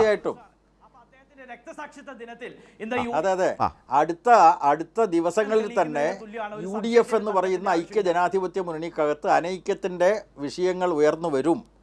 ജനക്ഷേമ നടപടികളോട് നിഷേധാത്മകമായിട്ടുള്ള നിലപാട് സ്വീകരിക്കുമെന്നാണ് ഞാൻ പ്രതീക്ഷിക്കുന്നത്. അതുകൊണ്ടാണ് പറഞ്ഞത് കാലം തെളിയിക്കട്ടെ. അവകാശവാദങ്ങൾ കാലം തെളിയിക്കട്ടെ. ശരി, അതൊരു രാഷ്ട്രീയമായ വെല്ലുവിളിയായി, ഒരു നിർദ്ദേശമായി ശ്രീ തൗഫീഖ് കോൺഗ്രസ് UDF എടുത്താൽ മതി. കാരണം നിങ്ങൾക്ക് ഈ രാജ്യത്ത്, ഈ സംസ്ഥാനത്ത് ഇപ്പോൾ നിലനിൽക്കുന്ന വികസനം, ക്ഷേമം അത് നിരാകരിക്കാൻ കഴിയില്ല. അത് മുന്നോട്ട് കൊണ്ടുപോയേ പറ്റൂ. രാഷ്ട്രീയമായി നിങ്ങൾക്ക് നേട്ടവും വിജയവും ഉണ്ടാകുമ്പോൾ, അധികാരത്തിലേറുമ്പോൾ കേരളത്തിൽ ഇപ്പോൾ വന്നിട്ടുള്ള വികസനത്തെയും ക്ഷേമത്തെയും നിർബന്ധമായും നിങ്ങൾക്ക് മുന്നോട്ട് കൊണ്ടുപോകാൻ, ആ വിധം മുന്നോട്ട് കൊണ്ടുപോകാൻ നിങ്ങൾ നിർബന്ധിതരാണ്. അതിൽ ഏതെങ്കിലും തരത്തിൽ വീഴ്ച വരുത്തിയാൽ അത് കാലം തെളിയിക്കട്ടെ. ആ താരതമ്യം ജനങ്ങൾക്കിടയിൽ അതിവേഗം സംഭവിക്കും എന്നുകൂടിയാണ് നൽകുന്ന രാഷ്ട്രീയമായ മുന്നറിയിപ്പ്. ശ്രീ ജയരാജൻ അതേക്കുറിച്ച് പറഞ്ഞു വെച്ചത് അതാണ്. ശ്രീ തൗഫീഖ് അതുപോലെ കോൺഗ്രസ് UDF അത് ശ്രദ്ധിക്കും എന്നുകൂടി കരുതുകയാണ്. ന്യൂസ് ആൻഡ് വ്യൂസ് അവസാനിക്കുന്നു.